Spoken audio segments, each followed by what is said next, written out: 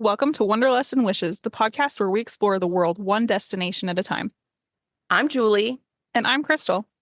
As travel agents with Fantastical Vacations, we are here to share our passion for travel and help you turn your wanderlust into reality. From hidden gems to bucket list adventures, join us as we dive into the sights, sounds, and stories of our favorite destinations. So grab your passport, pack your bags, and let's embark on this journey together.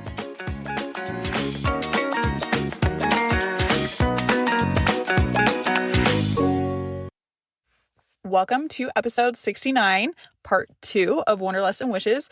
If you are new here, we have part 1 as the previous episode, and we're going to resume Lindsay and Jacob's Adventures by Disney Peru edition. We are starting off with Machu Picchu and the end of their trip. So if you'd like to hear the first half, just head back to the previous episode and listen before you listen to this one. So with Machu Picchu, we had to get up early, take the bus into town. So the train literally goes by our hotel, like really nearby, that we could probably walk to and take the train. But if we got on the train there, we would have to get on it at like 4 a.m. or something crazy early. Mm-hmm. So instead, we got up at like 6 and took the bus a couple of train stops up and took the train from there. And so that was, I mean, again, that's the Disney difference is they know, we're going to let y'all sleep an extra couple of hours so they don't have to sit on this train for an extra couple of hours, because they also have to take some local people between different stops and stuff. So we got to experience a train ride. That was so fun. Lindsay loves trains. I just don't get to go on them very much, So it was, but like we all had our own little compartments, and it was like we're 2 and 2 sitting across from each other with a table between, so it was already comfortable. They provided us these snack boxes that you could, like when you can like buy like train airplane food. It was that they had provided. And then they were like, all of a sudden, Rudy and Lauren, those were our 2 guides. They were like, "Come on, we're going to go to the back of the train. There's a party." And we're like, "Okay." So we all run back there, and there's like people in masks, like Peruvian masks, and there's like a whole band there, and they're like singing songs, and we're all dancing and playing. And you can stand at the back of the train and like take photos, which is kind of like, you're like in the back of the train. It's going so fast. You're like, oh, like a wind tunnel, but it's really cool just to see that. We all just danced and hung out and played for like an hour. We were all really tired and sweaty, but it was really fun, like just to kind of pass the time, because it was a little bit of a trek to get to Machu Picchu. Also, we were able to see all the water levels were real low, so it was really neat to see all that and see some rapids and the mountains. The glacier, we could see that really. What was the name of the glacier? Veronica. Veronica was the name of the glacier we kept seeing, and so that was neat. It was like a whole thing. We're like, "There's Veronica," Yeah. And the cool thing about the train is it was kind of like a big glass box. I mean, obviously it was structured better than that, but there were just windows everywhere. So as you're going again through this valley, and as we get closer to Machu Picchu, that's kind of where it transitions to like the Amazon rainforest. I don't want to say it's like deserty mountain where we were, but it wasn't super luscious and green. And, right. It wasn't like foresty. Yeah. And so as we're getting deeper into this, like we just get more and more forest, and then you're surrounded by these huge mountains that go straight up and down pretty much. And there's trees like growing out the side of them. And again, you're down in the bottom of this valley, just surrounded by mountains going through. Like, I feel like I'm in a movie, like just going through stuff like that. The scenery is incredible. And that's the thing is like with AVD, the transportation is so fun. It's fun. It's well done. It's efficient. There's always food, and they're always teaching you something, so you're never, when you travel, a lot of times it's like, okay, we have 2 hours to drive. If I just get your iPads out and figure it out. It wasn't that way. It was like, let's learn something. Let's be entertained. Let's do something. So it was never a big deal for us to travel within these locations, because it was just really well done. Yeah. So we finished the train ride. Like she said, it was actually pretty enjoyable. And then we get to the town of Machu Picchu, which didn't used to be a town, but I guess as Machu Picchu got really more popular, they had to develop it. But it's hard because the only way really to get there is by train. Like it's so deep back in there. It's hard to get resources and to get stuff out there. So it took a long time for that area to develop to what it was today whenever we saw it. But some of the stuff that they were talking about there is crazy, that people come to Machu Picchu, obviously just to see Machu Picchu, and they get there to this town and don't realize that you have to buy tickets to go see Machu Picchu. And so they'll wait hours. And then sometimes you may get there and they may be sold out for the entire day. Yeah. And so people go there and then they're just stuck. They either have to go back or they have to find a hotel, which I can't imagine the prices of those hotels, and stay a day or two just hoping they get tickets to go see Machu Picchu. And then after you get tickets, you have to wait several hours for a bus to take you up, unless you want to do the 2-hour on foot hike to get there, which is No, thank you. sounds terrible. People do it. It's like a whole thing. But when we got there, we had there's like a lodge up there, like a hotel type thing, and it's just really, really fancy, but they have a restaurant. So we had full access to the buffet at that lodge. So like since we had to wait a couple hours, we were able to eat and just kind of settle, and they made sure we had water. And one thing about it is that there's nowhere to go to the bathroom whenever you get up there. So we went, like, whenever you get into Machu Picchu, so they made sure we were all like, we had our water, we were going to the bathroom, all that kind of stuff. So this is kind of what everybody was waiting for. Whenever, like, we went to Peru because Chris told us we should, and the price worked out, but everybody went to see Machu Picchu, and we were not, obviously we're there, we're excited about Machu Picchu, but we didn't know much about it at all, honestly. It's like one of the wonders of the world. Then 7 new wonders. You've seen pictures of it and stuff, but I see, I thought of, everybody thinks of it as being like the mountains, and I didn't think of it as being like the ruins. And so that was just incredible. I mean, we split up into 2 different groups, and we had an extra guide with us that was like from Peru. And we got to go really in depth into the ruins. They told us about what everything was. I mean, they have done so much study on where everything was, where the palace was, where the agriculture happened. It was just really, really interesting. I mean, we learned so much about the Incan culture and about like their defense systems and why they put it there. I mean, it's so strategic what they did, because they didn't find it for a really long time. I mean, they never even finished it because of the Spanish coming in, but it took them a long time to be found. So just the way that they were able to get those rocks up there, and just the systems that they used with like out what we love to talk about, modern technology. I mean, it was a wonder. I mean, It is. It's insane. It like, is. thinking about how they do it. Like, it is like a mystery. Like, like, seriously, how did they do this? It is. And just to see it firsthand, it being there and seeing everything is I mean, if we told you you don't know what you're looking at, but since we've seen it, I mean, it was just really, really inspiring. So to me, I will say, before we even get all the way up into Machu Picchu, my new worst job ever, besides it is now the people that drive the buses up and down this mountain. It's just a switchback. It's like maybe a 20-minute switchback journey, just on these huge buses, on the huge like tour bus size buses, like the big Greyhound buses. And there's not really enough room to even pass each other when they pass. So they have oh to my gosh, I would have a heart attack. There's no guardrails. There's no anything. And I have developed a fear of heights in my later years, I guess. Since he's old now. Mm-hmm. I don't know where it came from, but yeah, it was just a flop sweat all the way up and down this whole time. And also, people were waiting like hours for these buses, and we had a VIP bus just waiting for us already as soon as we were ready, because we're with Disney. So we didn't have to even deal with just standing there watching. Yeah, they're like, here's the line. We have to wait about 4.5 hours for the bus. Are you like, We're like, just kidding. You're with Adventures by Disney. Fast. Yeah. Well, they're called lightning lanes now. Oh, sorry. Showing my age. We got our lightning lanes. So we just spent like all day there. I mean, we got to see everything and do all of that. And I mean, that was our whole day. I mean, it was perfect and amazing.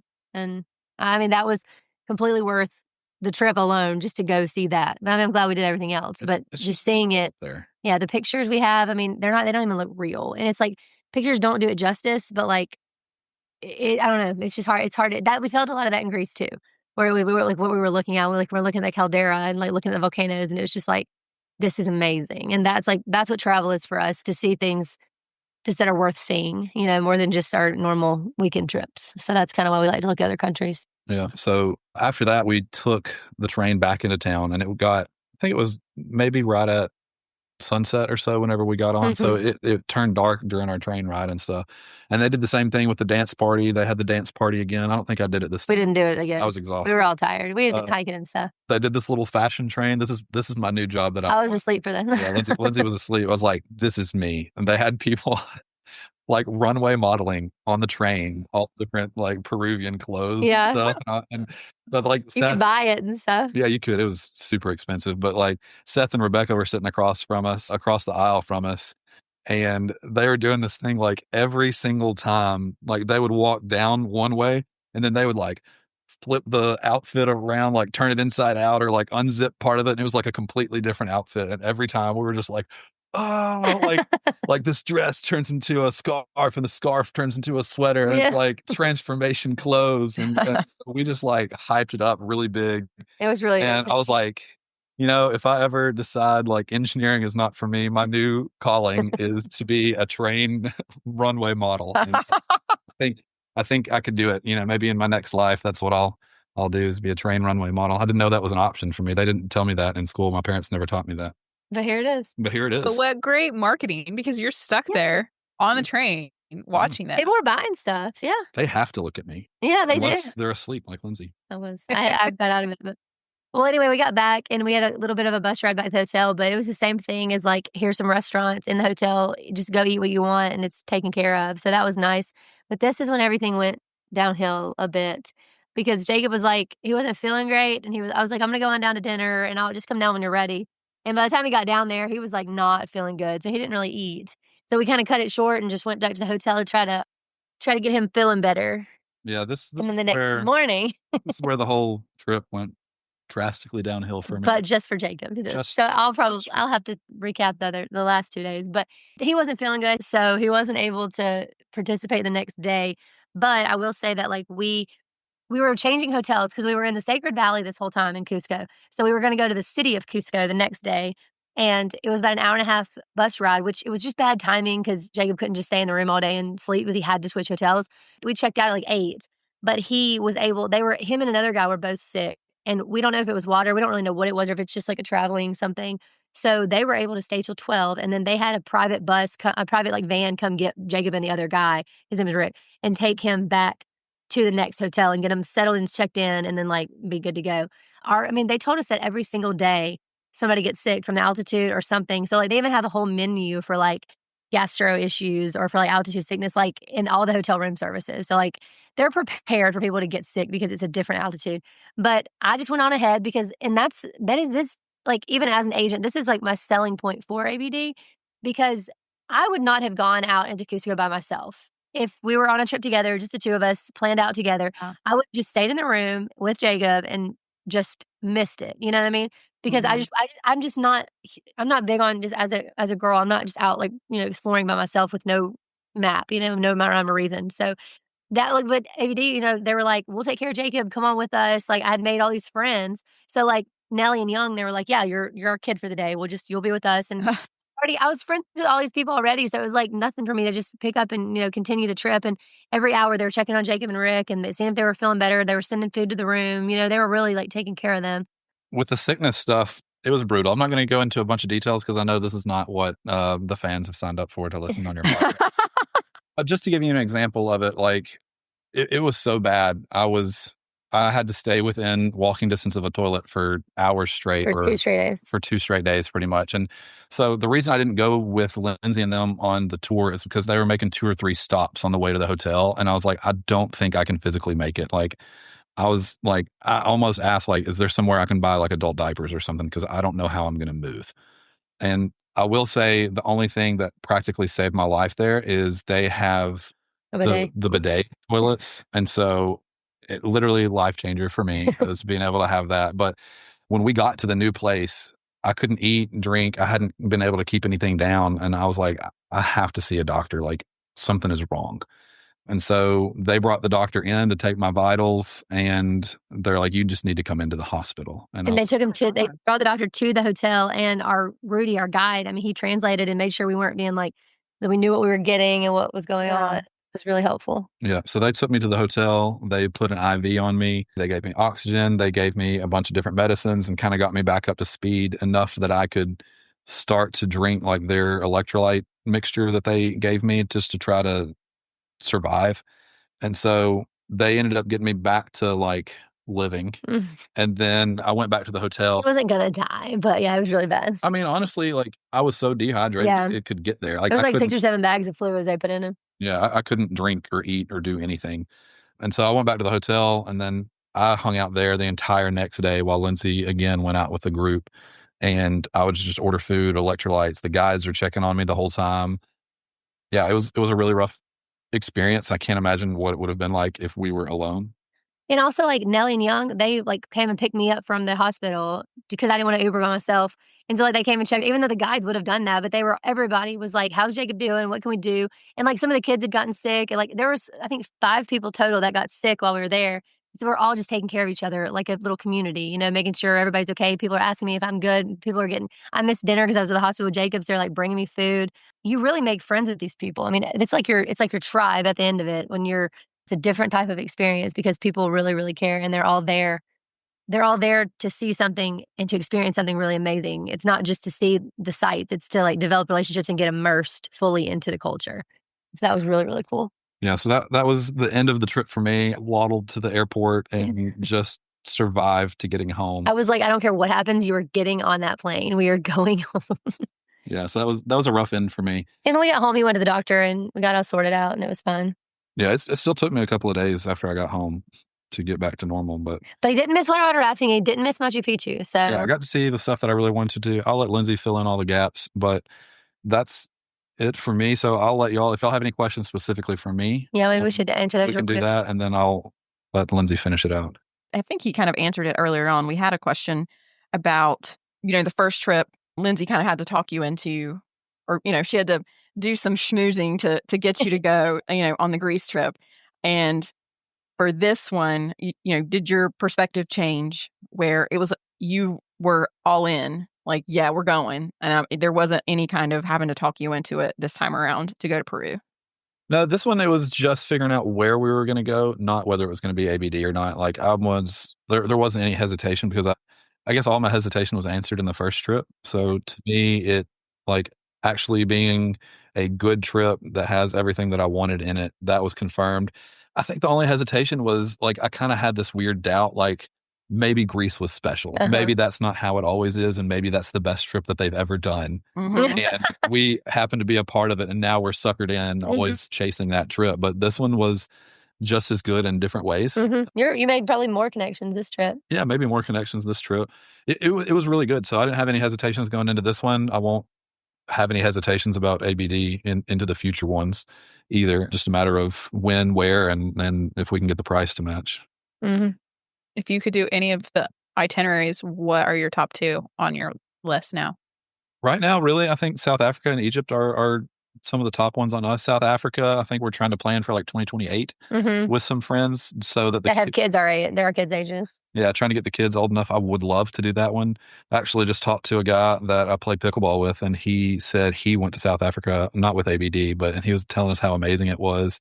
Seth and Rebecca just did the ABD. With their kids, yeah, and they were 10.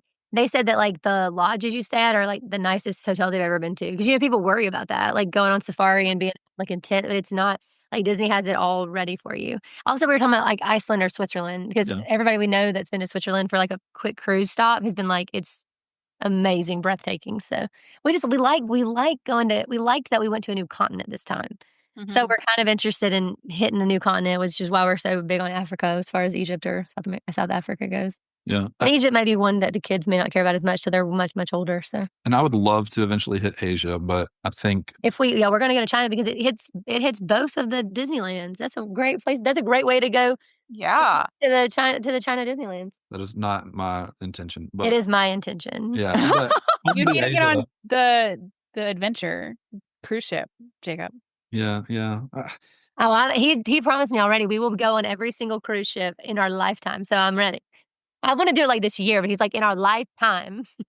Yeah. So I eventually want to do Asia, but I think that's a little bit out of our travel culture and what we're ready for. ABD would be the way to do that. Yeah, ABD would be it. I want to do that, probably. But probably not until we do like another one or two. That's not in the immediate future, but in the distant future. Mm-hmm.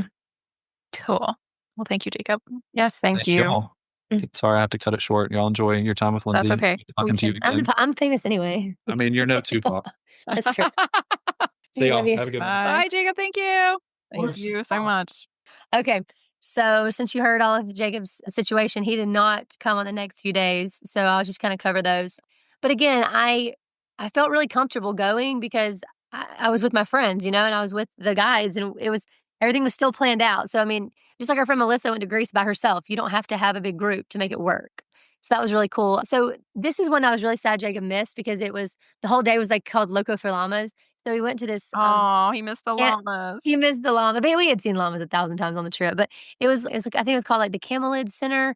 And it was basically where like you got to go see another place where they used the different wool to do the weaving and the demonstration. So we got to see that. But we also had like a Kipu representation ceremony where it just talked about like it's more really religious as far as Peru goes, and we got to see kind of how they worship. They call it Pachamama, and that's like their Mother Nature version. And so how you're supposed to give back every time. So like if you take a sip, you're supposed to give a little back to Mother Nature, or if you're cooking in the ground, that's part of giving back to Mother Nature. It was just that was their big kind of ceremonial, just their religion, I guess, but it was just part of it. So their spiritual circumstance, I guess. So that was neat to just be able to see that. They gave us these souvenirs, and it's just like yarn, or it's not yarn, but it's made out of something, but they've like tied knots. So like every time they would experience something cool, they would like tie a knot, and it would represent something that they experienced. Kind of like our way of taking like having like photo albums. It's like a kind of an ancient ritual that they would do. So you have this like kipu, and it's like this represents this trip to Greece, and this knots represent this stuff. So it's just like a really neat way for them to just savor their experiences. And then we went to a restaurant in Peru, in Cusco, and it was just like a restaurant they've gotten to really know the owners of the restaurant, and they were able to just feed us all this different food. I mean, it's always going to be like a bunch of different meats, a bunch of different vegetables that are all like local to Peru, and then they would have like tamales or all the different breads and desserts and stuff like that. So it was just all the food was really, really good. These last 2 days were very much just like exploring the city and doing little experiences. So I kind of told Jacob, if you had to miss 2 days, these were probably the days to miss. They weren't like lesser by any means. They just weren't like, it wasn't Machu Picchu. You know what I mean? It wasn't whitewater rafting, stuff like that. So we did a lot of that as far as like sightseeing, going into different restaurants. We went to this bar to kind of see some of the drinks that they drink. And a lot of times they do bars like during the beginning of the day. So it's like they kind of just sit there and drink all day, and then because they all go to bed early. So they have a big dinner and go to bed. So nobody's like hungover the next morning. It's just a different type of culture, similar to Greece and how all their meals are like, it's an event. The meal is the event for the day. It's not just like a quick, eating at your counter, getting the food in your body real quick so you can move on to the next thing. It's a very hardworking culture, but they are a savoring type culture, if that makes sense. Mm-hmm. Yeah. Okay, so there was a city called Saxaman. I can't remember exactly how to say it, but Rudy would say it, and it literally sounded like he was saying sexy woman. And he was kind of doing it on purpose, but because it was like sexy woman. But it's like, he kept joking, so we found a sign that said that, so all the girls like took a photo in front of it, and it was like there were these like 200-ton stones. They were like moving them miles and miles with no modern machinery, and they were explaining like the ruins, and we were able to see like panoramic views of it. And we even got to there was like an old Incan amusement park type thing with like slides and stuff, and we got to like actually get up there on the rocks and slide down and just like play and have fun. So that was a cool way of seeing the ruins. They always they really incorporate what the people were doing, what they did for fun, what they were doing to eat and to sleep, and how they lived. So that was really neat to see that. And then we wandered around over to a man's house where they have just like a contract with him. He played like over 26 different instruments, and he made instruments. And yeah, like his whole life he did that. And his son was with him because he didn't speak English, but he would like show us an instrument he made and he would play it for us. And it was just anything from like shaking something to like hitting it a little bit to a drum to like these huge flutes and guitars. I mean, just all these things. And then we got to make these flutes. They had like 5 different little sticks, and then there's something on top, and they showed us how to play like Happy Birthday. And just that was really, really neat just to sit there and kind of have like a mini concert with a man who had taught himself how to create and play all of these different instruments. And that was just neat. And it was in his home. It was just on the terrace of his home. And all the houses. So interesting. Yes. Like, how do they find these random people? They just do so much. I mean, because Disney just goes into these cities and they really find the experiences that are going to actually make you feel like you were a part of it, or a part of the culture. Yeah. Like I feel like it's nothing that I would ever you can't just Google like Peru. It's like ChatGPT is not going to throw you this man's house to go look at these right. instruments, That's great. Yeah. Yes. And it's so great like being a travel agent, because it's like, it makes me look deeper into these destinations, and it makes me really seek out experiences that are once in a lifetime, because we may never go back to Peru, but we will always have these memories, and we really feel like we went there, we saw, we did, and we experienced, and that is so meaningful when you're paying the money you're paying. You want to feel like you got the whole package, Yeah. And then pretty much the rest of the afternoon was kind of on our own. So we went swimming at the hotel and hung out, and just did a few of those things just to kind of hang out with each other. And Jacob was still just really not feeling good, so I was checking on him, and everybody was checking on him. We were like, they were coming. People were bringing him like Zofran in the middle of the night. I mean, it was just that was huge. I mean, and I hated they got sick. I mean, it was terrible, but if you had to be sick on a trip, Disney taking care of you on that trip was, I mean, it was just, there's no words to describe how much I appreciate people checking on us and taking care of us. And the same with like Rebecca and Seth's kid Ben got sick and we're all like, is he good? Everything fine? Like, how are we doing? You know, it's just, they had oxygen at the ready for people that needed it. It's just, they know that we're from the United States. So like the altitude, I mean, there's altitude issues places in the United States, but nothing like this, you know, nothing like this 11,000, 12,000 feet. And they just prepared us so much. Even the first few days, they were like, drink a ton of water, don't drink any alcohol. They prepare you for the trip. Yeah. So that's pretty much what we did when he was gone. And then the last night was our big dinner. It was our Peruvian feast, but it was like in the hotel and it was in this huge like conference area and they brought in like dancers and there's always like god type dancers and like kings or queens and like prince and princess and warriors and like they came in and they did all these dances and this production for us, just for us. It was like a private show. We got to like take pictures with them afterwards. They pulled all of us up to dance and do a limbo and just play, you know. And it was just a big celebration of our trip. And that's the same thing they did in Greece. We had this like a bunch of dancers and performers, and then we got to interact and play and dance. It was just a big celebration of our time together and of the relationships we had built and the culture we had experienced. And just, I mean, it's just a whole different setup. And the food was buffet style, so it was just amazing.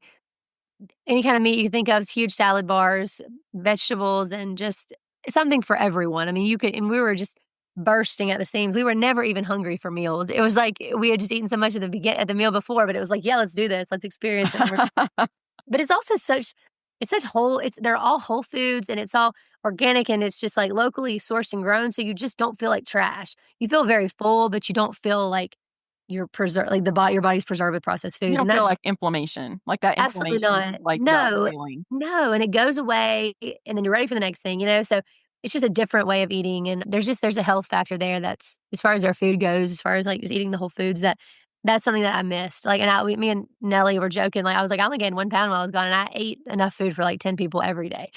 And it's just cause it's different. I mean, it's the pace here is just different in America than it is in most other countries. So that was really neat. Then one of my favorite parts of ABD is we went to they had this other room with like a projector set up, the same thing as in Greece. So Lauren and Rudy had taken pictures and videos of us the entire time. And like, they'll go off and they make this video. It's like a 10-minute video, maybe 15 minutes, but it's got all the pictures, all the videos, all the experiences. And we get to just watch our whole trip all together as a group. You know, we're all crying and we're like laughing and loving each other. And we're cheering when somebody comes up on the screen and like we're oohing and ahhing when the cute people, because they have the couples kissing a lot, you know, just being sweet and the kids playing and having fun. So we just got to like see a recap of our trip and they give you that video at the end. So we got home and showed our kids immediately and they wanted to see everything and they're a little too young to go on a lot of them, but they love watching the videos.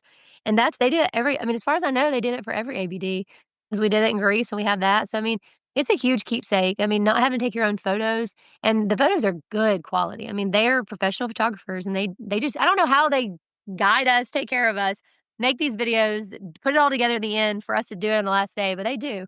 And they do it flawlessly. And it's so special. We stayed in there an extra like 2 hours. Jacob did come to dinner because he didn't eat, but he came down. They brought him some like special, like specific soup and some like keiko tea just to kind of like see if he could get something in his system because he didn't want to miss the last day. And he struggled through that last meal because he was so sick. But, I mean, he wasn't contagious or anything, so he could hang out. And it was just really great. And we stayed another like 2 hours to just talking to people and not wanting to say goodbye, not wanting to leave. And we were getting up the next morning like really early on the first bus with everyone. And then there was a big group that stayed and took like a later flight. Because I will say with Peru, you have to fly either overnight, like 7 at night, like to the next morning, or you have to fly like super, super early and then get there. So like it's basically like, I mean, we didn't have a time difference. We're Central Time and they are too. But like we had to fly from Cusco to Lima, then Lima to Atlanta, then Atlanta to Birmingham because we always do Delta and Atlanta's their hub. So we had a whole day of flying. So we left and then a lot of them stayed after and we're all in our WhatsApp group and they're talking about lunch and we're like, oh, we have FOMO. We wish we were still there, you know. Oh. And so now every time, like I was at Home Goods the other day and I saw like a couple of like Peruvian things and I was just like send a picture to the WhatsApp group and we all start going off and talking to each other. And oh, there's one more thing I didn't talk about. Before the dinner, we had gone to this other market. It's not a farmer's market. It was more like a goods market, like a little Chinatown. And they were like, we're going to play white elephant. So here's 20 soles. And he was like, just find something, like some kind of souvenir, and we'll do it. And then at the farewell dinner, we we played the white elephant or secret Santa, whatever you want to call it. And so everybody would pick a gift and we would steal. And so everybody got like a little keepsake that somebody else had purchased. And some of them were like funny, like a bull. We bought like a bull and like a mirror. And then people bought like a Cusco hat, and some people bought like a mug. I mean, so you got like a cool souvenir, and that was like just like a fun game. It was like having Christmas with your family, you know? So we have all those little keepsakes to remember. And I mean, we probably talk.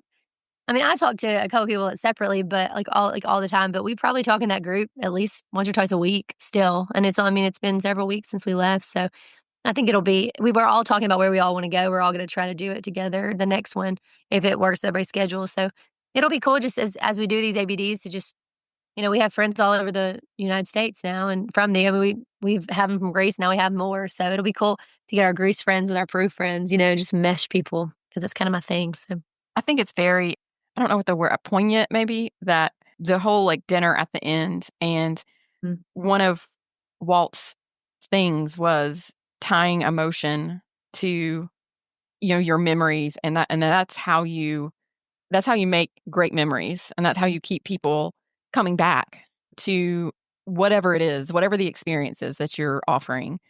And that although it's not Disneyland or Disney World, it's still using that foundation that Walt Disney set, that he wants to tie emotion into the experience so that you truly enjoy it and you truly remember it forever.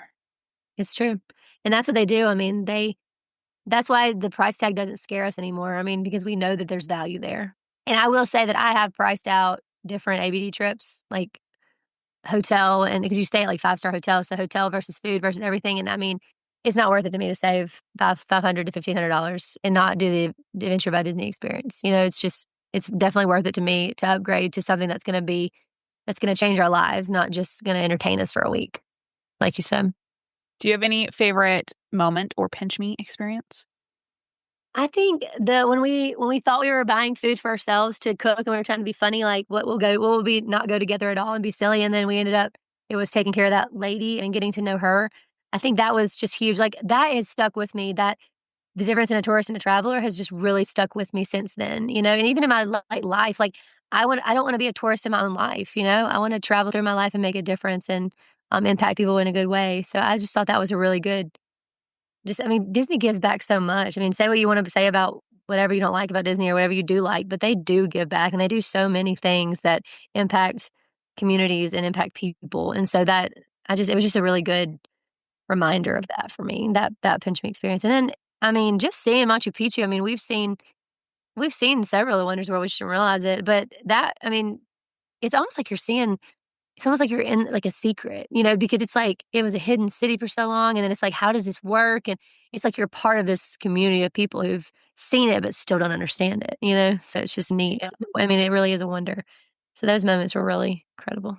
Tell us about the makeup of your group. Like, how many people were there? A lot of kids, just a couple kids? Were there single travelers? Okay, so there was 21 of us, not including the guides, so 23 total. There was 2 guides, and then so Jacob and I were a couple without our kids with us, and Nellie and Young didn't have their kids with them. There was a family, Seth and Rebecca with their 2 kids, and they were 10 and 12. And then there were Rick and Anita with their son Sean. He was 15. That was one thing. He was wishing there were more teenagers there, and he was the only one. But like our Greece trip, there were like 4 or 5 teenagers that were friends. So they kind of try to put you with them. It just depends. We were a small group. And then there was a family, 2 sisters with their niece and her son. So like just a different mixed family. And then there were 2 other couples. They were kind of a family. It was like 2 sisters with their dad, and then one of the sisters' husbands. So like that, there was just like a little bit of a multi-generation there. So that was kind of our makeup. I would say there's 3 families that had kids with them, and then like several of us just couple, so it was a really good mix of people. But that's why we hit it off so good with Nellie and Young, because they were 55, but they were by themselves. Their kids weren't there, and their kids are like 26 and 28. So they're like, when Jacob and I are 36 and 38. So just a good dynamic. They're just like good, just like high energy people. So it was a really fun group. None of the kids were obnoxious. They were all really sweet and fun, and they were all interested in what we were doing, didn't cause problems, and that's a big deal. No parent wants to take their kid on a trip like that and then have an issue. So, plus they told us that our kids are Chloe just turned 6 last week, so 6 and 7. And they're like, we would accommodate your kids, even though if it says 8 and up, they'll still let them come. It's just, your kids. So they'll take care of your kids. But, it was kind of nice for me to know that, especially for different clients to say like, your kid's 7, it says 8, we'll figure it out. Like Disney wants kids. They really want kids immersed. And Lauren even said, look at your parents and tell them thank you, because everybody doesn't get to go on trips like this. Every kid doesn't get to experience something like this. And it was really moving for the kids to realize that like, just because they have that life doesn't mean everybody else does. And so having that cultural immersion, I think that'll be really good just as they grow. Mm-hmm. Would you recommend Peru as a first-time ABD experience, or do you feel like going to Greece first or doing another type of trip first and then doing the second was really kind of the better way to do it? For me, since I'm not outdoorsy, I think that it was better for me to do Greece. It's just a little bit easier to be in Europe because they speak a little more English, and it's, it's just everybody hears about Europe. That's where we want to go in the United States. We all want to head to Europe, and I think for me, it was really good to see Greece. If you're looking to do something out of your comfort zone, like South America, and you just don't know how to do it, then yeah, I mean, that's the best way to do it because they just tell you where to be and what to do. So that's easy. For me though, yeah, going to Greece first. I was just like, if we only get one, I want to make it a big one. And Greece was a big one. And Greece was a good bit more expensive, and it was longer and stuff like that. So I would say Peru is a second or later trip for sure. Unless you're like, because if you're like real outdoorsy and like, I would almost say National Geographic is so similar to ABD. I would say, if you're down for whatever and you're real active and stuff, then like, I mean, hit that up, because that's where you're going to like be hiking and being in the terrain where they don't have to hold your hand, because, they got to make sure you're good on an ABD, more family oriented. I did have a question about with Jacob getting sick. Did you guys have travel insurance? So we don't have travel insurance, and it was like $375 for the IVs and all the oxygen and all the stuff he had to do. And they told us that ahead of time. They were like, here's your menu of options on how to treat this.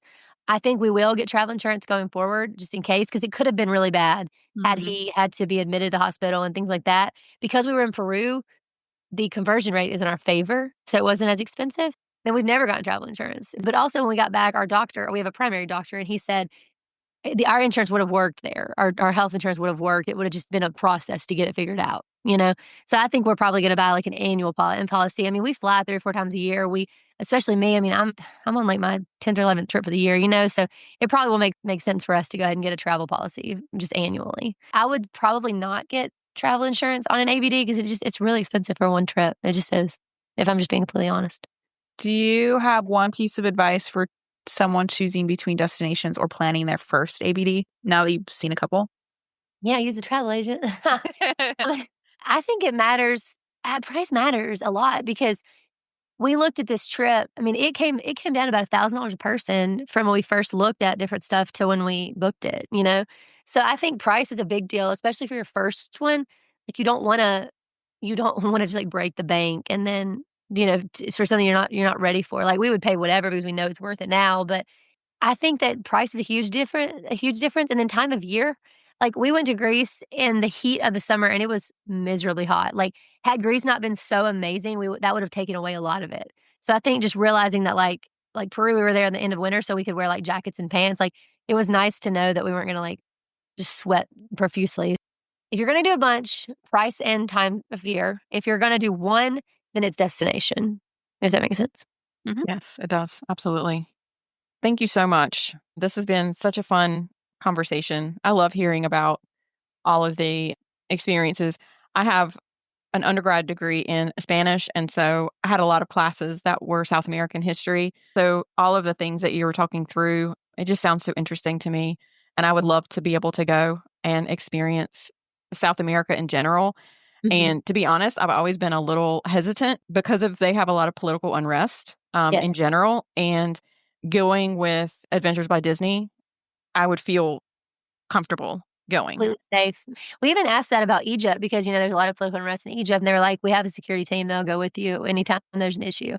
It's just like, they are not going to let anything happen to you, Where can people find you on social media? Just as a reminder. Yeah, on social media, on Facebook, I am Fantastical Vacations by Lindsay with an A, Lindsay. And then on Instagram, I'm Castles and Coastlines Travel. And then I have a website. It's castlesandcoastlinestravel.com. And that's where I do recaps of different trips and just explain different things. So that's a good resource as far as reading. And apparently on your podcast. So. Yes. Yeah, we love having visitors. We love having other agents come on and talk about their experiences. I feel like we have such a family culture, at our agency, and we love. That reminds me of these ABDs is like as the Fantastic Vacations group, because like we're all friends all over the United States, and it's like the same thing with Adventure by Disney, just expanding your friend group, but real people, not just followers, Well, we love you guys, and we appreciate you so much for coming on and recapping your trip, and thank you. We appreciate it. Of course, it's fun. Can't wait for the next one. We hope everyone enjoyed this episode as much as we did. And everyone have a fantastic week. We'll talk to you next week. Bye.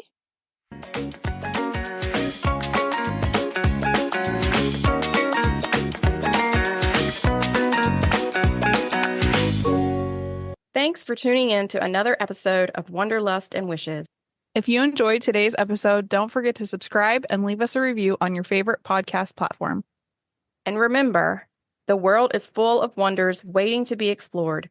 Until next time, happy travels. Bye for now.